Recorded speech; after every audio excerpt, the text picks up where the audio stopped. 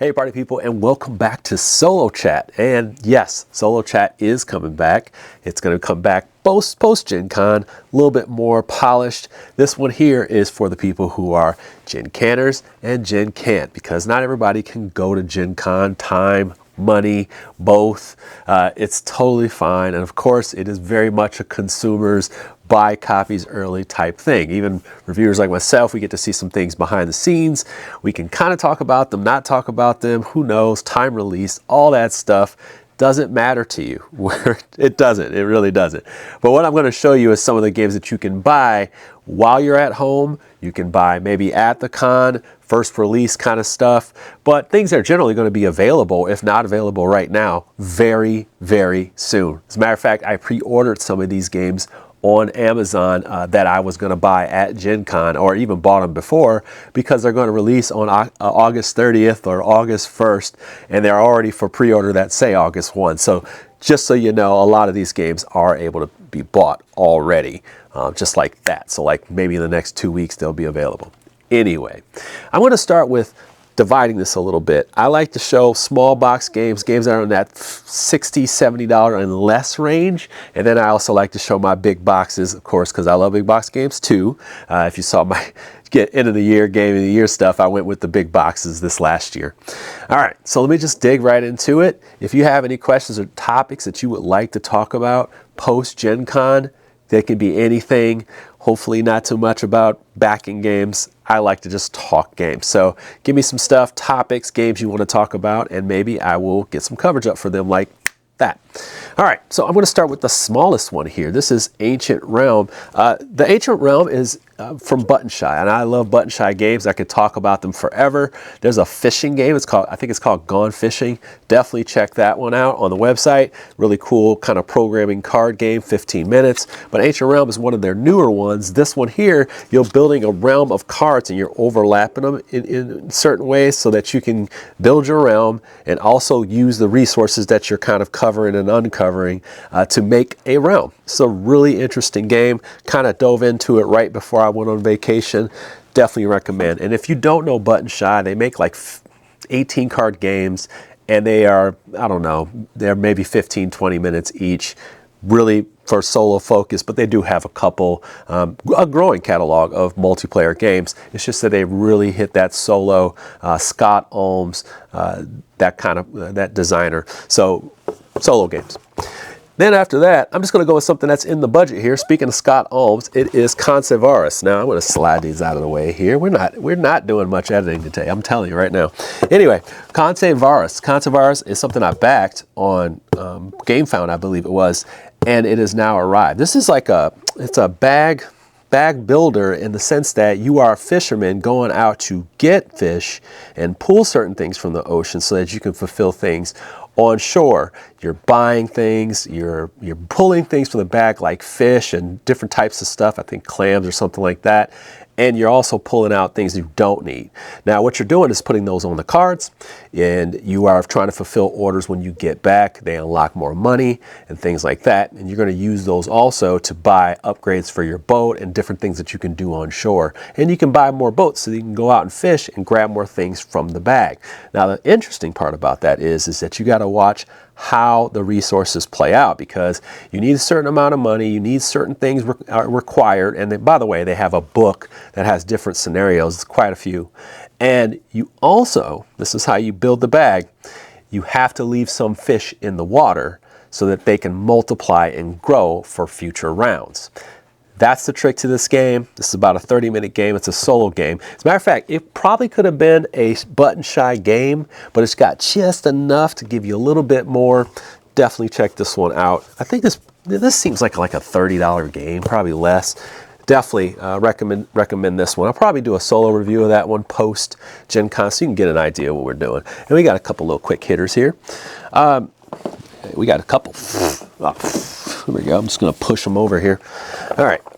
Gentle Rain. Now, I want to give you some of the goods and some of the bads. Of course, I should say with Conseveras, of course, this is a little bit of a luck fest. You may fly through that one. I don't know what the replayability on that is beyond the, I think, 10 scenarios that there are, but maybe they expand it. But it's like I said, it's sort of like a Button Shy. A gentle rain. You are going to be taking a stack of tiles and you're going to be laying them out. And as you lay them out, you're trying to create these kind of like surrounding circles of 4.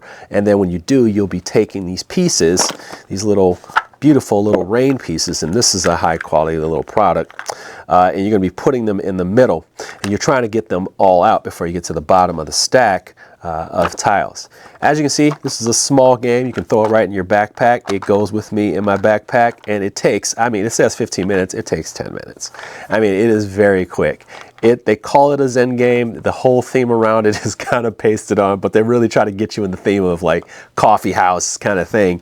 I would say I'm on the fence of recommending this, but if you're at Gen Con, check it out. And I would say watch a couple videos on it because the videos are short because they can give you tutorial and play at the same time. And see if this is for you. Sort of a luck fest because as the tiles come out, whatever comes out, you got to figure out what to do with it. So some games will go one way and other games you'll feel like you're so smart. But you're kind of at the mercy of how the tiles come out and what choices you make. Kind of luck out, just so you know.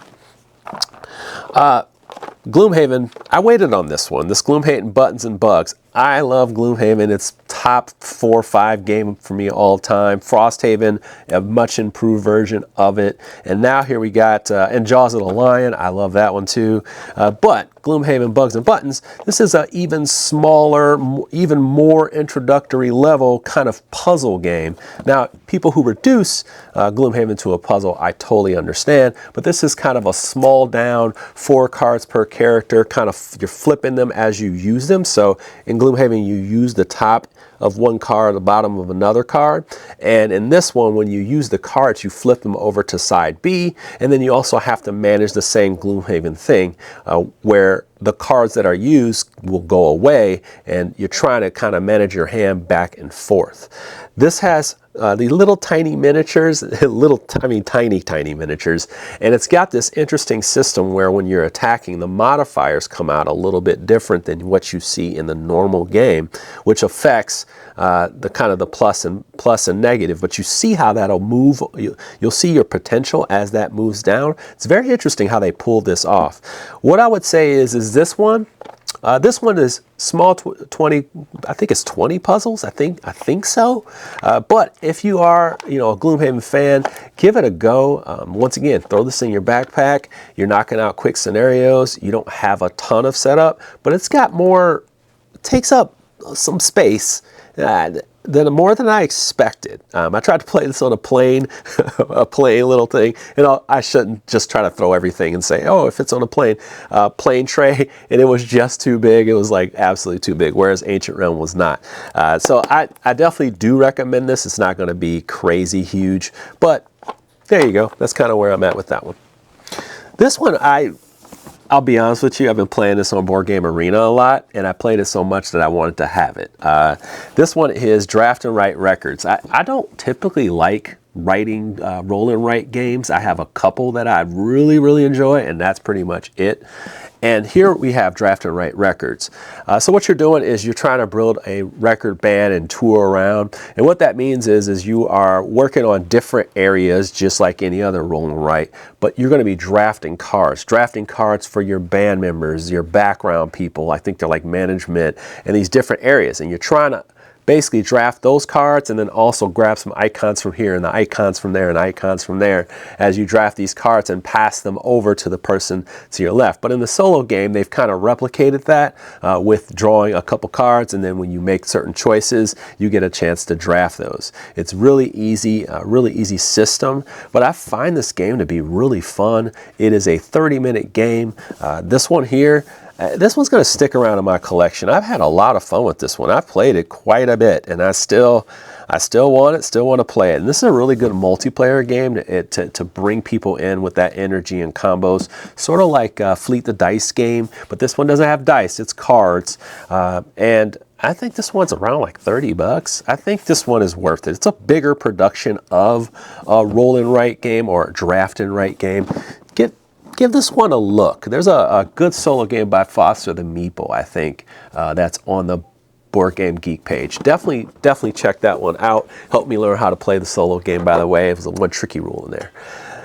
And look, a game from years ago. How about that?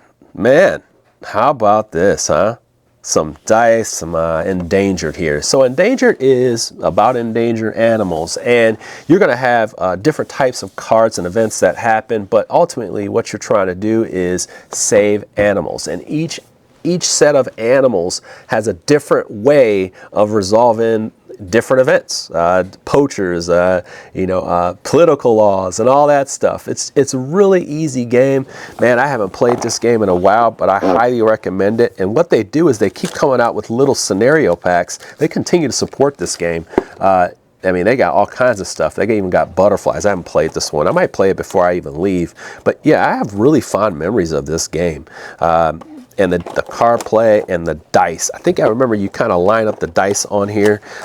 Yeah, oh, I got pandas. I got all kinds of stuff in here. But I need to unlock this stuff again because I really enjoyed this game.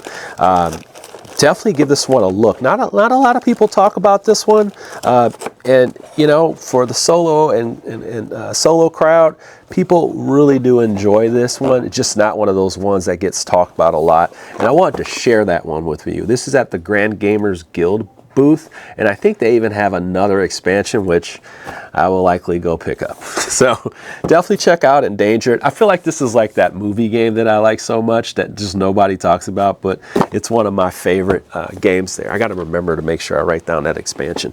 All right, now we're getting to some of the, oh no we're not, we got some smaller ones here. Confused Lands, man, Confused Lands. This is a really fun game if you get into that kind of button shy thing. I found out about this game, Confusing Lands. What this game is basically you are, do you know Acropolis? Agropolis, those games by Button Shy where you're laying cards on top of each other. Well, it's the same idea. You're laying these cards on top of each other. In the multiplayer game, you are basically playing a card, passing a card, and they have to deal with it. But one side has a whole bunch of different icons, and on the back of the other side, you have different icons and a scoring element. Now, the interesting part about the scoring element is the more scoring elements you have facing up, they're actually going to subtract 10 points from your final score. So it's up to you to take the scoring opportunities that you have and like really manipulate them, like get a ton of points. I mean, you're matching up different cities by having different icons around them. You're having forests, water flowing through a certain part to reach a certain mountainscape or whatever.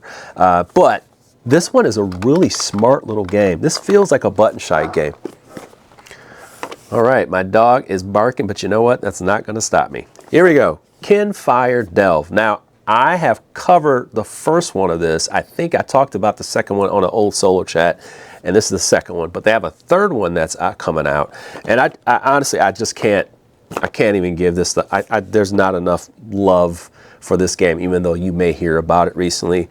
Part of it is because of its price. I think it's like 20, 30 bucks. But the other part of it is that Kinfire Chronicles is a really fun game. And this one is a quick two-player game, which you can actually play 4 players. You can combine the characters from 2 boxes and play. And I invite you to continue to try to do that because you can mix the characters. This isn't contained to 1 box. So Delve, you are going to be playing cards against 4 different kind of events. There's some that attack. There's actually some events and traps and different things like that. But you're going to take your characters and you're going to be playing cards. To take on one of those events at a time. But if you're playing with someone else or you're playing two-handed, you can play a support card to help that person. Then you chuck the dice. If the colors match up, you can start to address that or take it out. And you're trying to delve through the deck so you can get to one of the big enemies in the game. But the catch to that is that sometimes if you don't do certain things, there's cards that get put under that card. Sometimes if you don't do certain things, when you do certain things, you have to unveil a card in order to play that color to take out the enemy. There's a lot of cool things going on in this game. And then there's this pressure mechanic where the more you shuffle your deck and go back to your deck, you're going to have these cards that come out randomly. And if they do come out, if you like shuffle your deck like 6 times, then you know like 3-4 times you may have these events that mess up the whole game or lose the game. This is a really cooperative game. This is a very cooperative game of supporting each other. It's good solo. It's good like 1 player too. It's good game. But This is a really good co-op. This is a really good game, folks. I'm serious. Now, if we get into the heavier stuff, now you're talking about my game of the year last year. All right, so Darwin's Journey, man, this is a big Euro game. It's an absolutely big Euro game. So basically, you're placing out your different types of workers out there, and you are going about. Like, it's actually sort of an adventure, but you are trying to collect resources, and you're trying to make your the people different colors so that they can be placed in certain areas and get more resources. I really love the solo game of this one, and I actually just love this game because you have to make a lot of tough decisions. And it's heavy. It's got a lot of stuff to get going, but I actually believe that it's easier once you play it a couple times. And what I always tell people, like, don't ever tell someone a heavier game like this is simple, straightforward. It is not simple, straightforward, and it is brutal. They actually have different levels, and this game is not easy to beat, so it can be frustrating.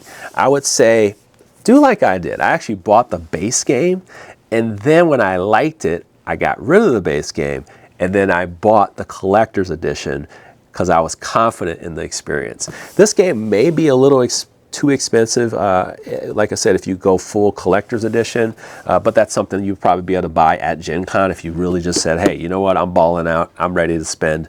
Definitely give this one a look. It's got like this kind of penalty when you place where somebody has placed, and it's going to cost you money. I don't think some people will like that. I don't think some people will like that. And then there's kind of like chasing the leader to get to certain spots, and some people don't like that because they like a little bit of a slow strategy that's more planned out. Or some people will discover things before you do, and you've been working really hard to catch up. Those types of things may get to you. I would really suggest you take a look at this one before you dive in, because it's not a cheap product, but it is not super expensive. All right, here we go. Nucleum.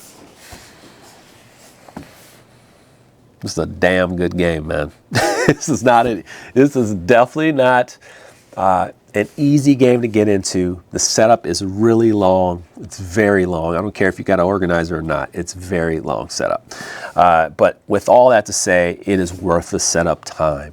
What you're basically doing is sort of brassy, sort of barragey. You are trying to, that's what the people say they are. I haven't played Brass, actually. Barrage is one of my favorite games. So what you're trying to do is build these different routes and using coal to power these plants and these power plants, and then you're scoring points off that. But you got a lot going on. You got a board full of like upgrades that you have, and you have different upgrades. So you have like, I think 8 upgrades, and they are different per board. So you just baked in right there alone. But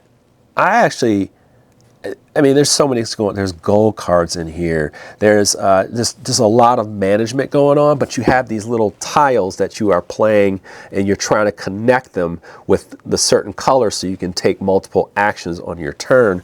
I'm doing a really bad job of explaining this game, but I do enjoy this little color system of these little tiles that are like.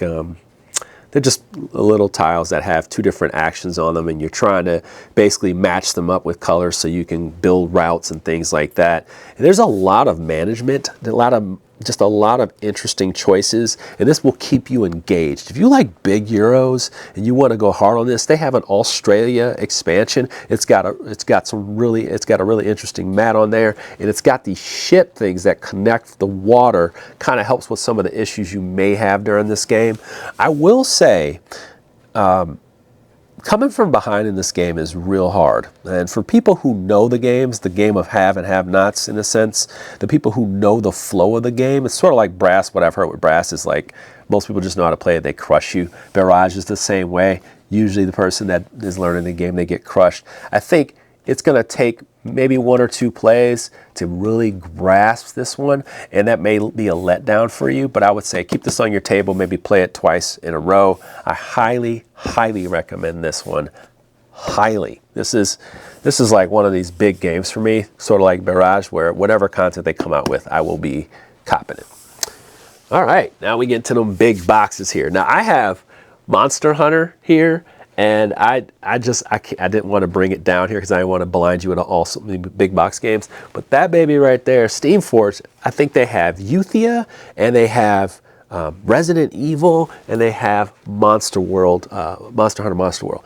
Those are some of my favorite games from the last couple years. I'm not like, I think Monster Hunter was on there last year. I think, yeah, I think Euthia, when it came out, was one of my top games in that year. But if you're looking at Monster Hunter, it's really expensive, but that's because they have these big miniatures in there. But the card system in there, where you have this kind of fatigue thing where you have to kind of choose and block, sort of like in the game where you got to choose to like roll and whatever and swing your big weapons. That card system alone, and then also how you're like breaking parts of the creature to kind of get them waffling around, sort of like Primal, just not as expensive. Okay, so think of it like that, except those monsters move around, and in Primal you're just spinning that thing around. It could just be a, you know, like I said, a little thing. Monster Hunter a little bit more worth its big miniatures. That's all I'll say about that. Now, Fateforge. I'm like this baby right here. This baby right here. My son and I are playing this game. Now, I will warn you, this does have an app. The app actually helps you with the enemies in this game. So let's say you play Frosthaven with the app. Less management, right? Like less management. Gloomhaven with the app. Less management and card decks out here. It's the same thing with this one.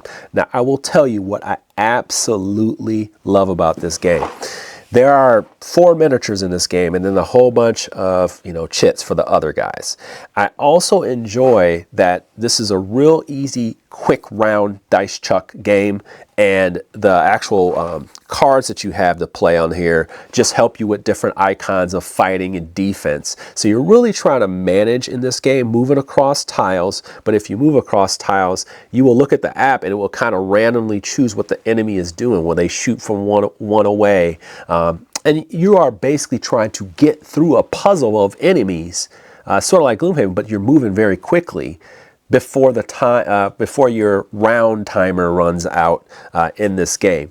You get upgrade cards. It's a nice full story. The story has a couple different acts. It is not easy. It is not easy. And even when you are winning or not winning and you're kind of stuck out there, you have to draw a path back, and whoever on the way back has enemies, you're going to take hits from them. Stay tuned for top 10 this year. This one's top 10. This one is like top 10 material. Like, I was waiting for this game and it paid off. There's some big box games that I've been waiting for a while, and they have paid off. This is definitely one of them. I'm gonna put this down to the side. These guys are big. All right, Slay the Spire. A little bit up front. I play tested this thing so many times with my buddy. And with the designer since the beginning of this game, kind of different iterations. And I think it was perfect because I did not really play Slay the Spire. I was playing a different game that was inspired by Slay the Spire back when it came out. So for someone who is like, hey, I don't even play Slay the Spire. I'll just say this, I played that afterwards, and then I played this again, and I was like, oh, you got it right. I think you got it right. Well, for the people who played it like crazy during the pandemic, I think everybody's finding out that this game, which is like a $10 game on Steam. Who are we kidding, people? But maybe you're just a board gamer, right? This right here does it really well. You know, you got this deck building thing here where you're trying to play cards to take out enemies in a random generated thing. You're going up these different paths and acts. You'll be placing a big guy at the end, and there's a couple different big guys in this box. It's just a really high quality product. Thus, it's very big price tag. So that's why I recommend the small ones first, because this one here, it's got to be like 150, 160. I don't know, but it's got to be a big one here. Man, this one is very, very fun, and it's fun multi-handed. So definitely give this one a look. Man, I got to get this on the table soon. But yeah, Contention Games, definitely this is one of their first games. I think it's their second game. Really fun story how you got this, but I'll save that for another day. Slay the Spire, definitely one of my higher recommends for the year.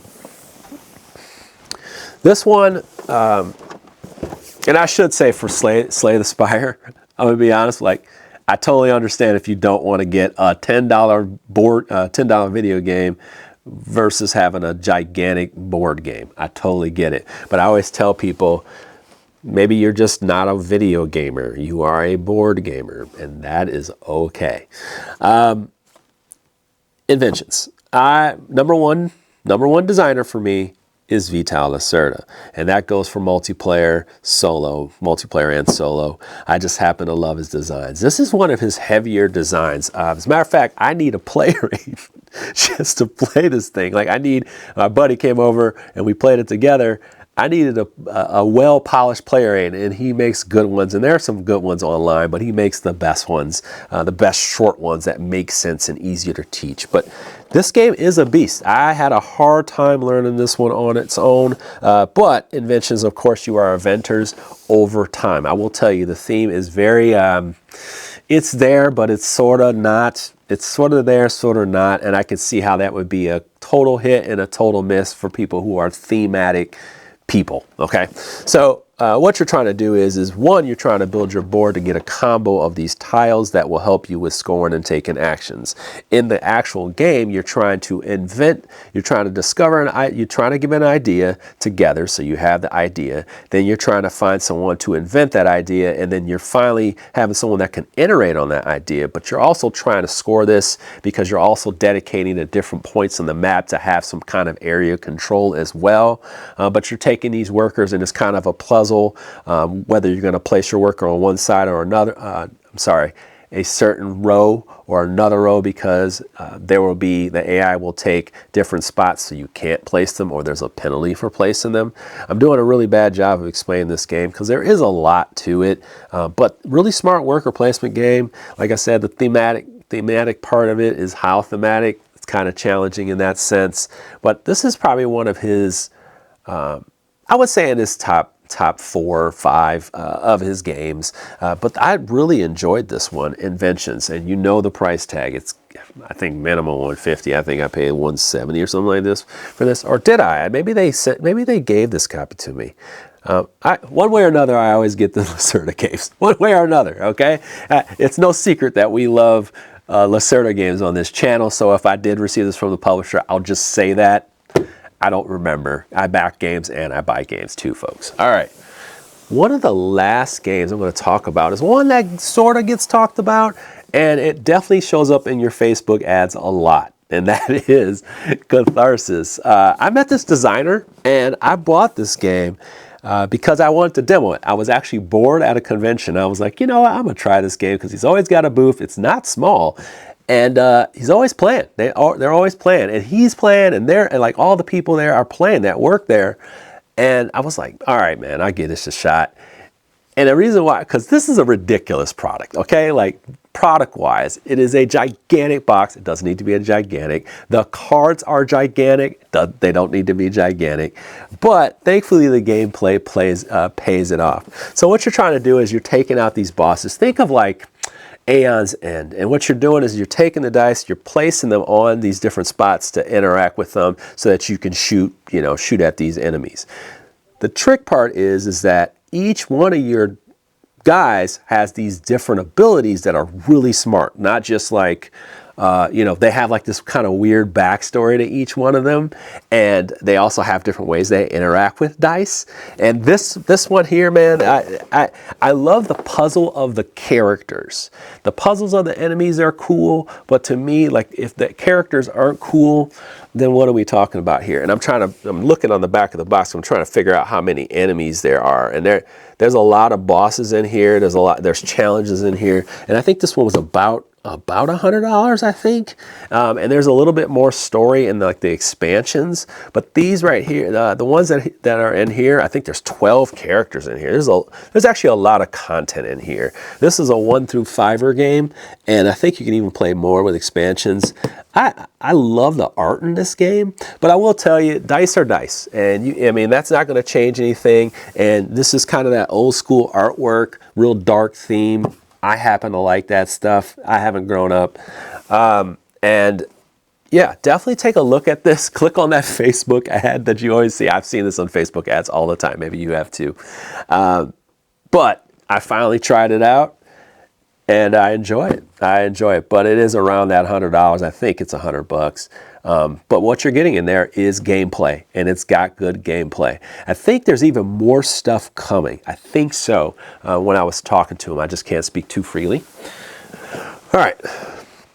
With that being said, there are some games that I would love to tell you to go check out. A lot of these games are already available, or they're coming right away. You can get them at Gen Con. You can pre-order them. I mean, I pre-ordered Kingdom Death Monster, Frog Dog, and Black Knight. Those were on the website right before they restocked. The Monster Hunter just restocked. I just saw that, and they got new content on their website, so I was like, cool, I can go get that stuff at Gen Con. Uthia will probably be available at Gen Con, and I think that's, you know, I think that's kind of new-ish that it's in stock, okay? So yeah, there's a lot of good stuff that's, you know, available for release. Aquatica's got a new expansion, more content for that. I absolutely love that card game. Absolutely love that card game. I cannot wait to check out Coral Reefs with multiple modules to it. This game is right here. I haven't played it in a little while, but I absolutely love Aquatica. If you need to know what that game is like, check out Monique and Naveen on Before You Play. They have a full-on playthrough of it. The solo is really, really good, but definitely check that out so you can see what modules have been added. I watched half of it and I was like, yes, more of that game. So I will definitely be going to get it. All right. So what did you like? What are you looking forward to? What are some games you're on the fence with? I will answer your comments below. So if you have questions about these games, I'll get my thoughts, more of my thoughts together and give you to them. If there's game suggestions and other games that I did not get in this video, because everything back here is releasing at Gen Con, and I was like, you know what, you can look back there for yourself if there's something that's cool there. But more importantly, I think even if you're not going to Gen Con, folks, there's plenty of games that you can get your hands on right away. I think I pre-ordered, and I'm now rambling, I think I pre-ordered Far Cry, Mandalorian, all that stuff before Gen Con. So they all say August 30th or August 1st. So I think I'm good to go. And that was on Boardlandia. All right, folks, what do you think? Let me know in the comments below. Solo Chat's going to be back. I'm going to try to change some of the format, but I also love feedback. All right, take care, party people. You have a wonderful day, and thank you for joining me.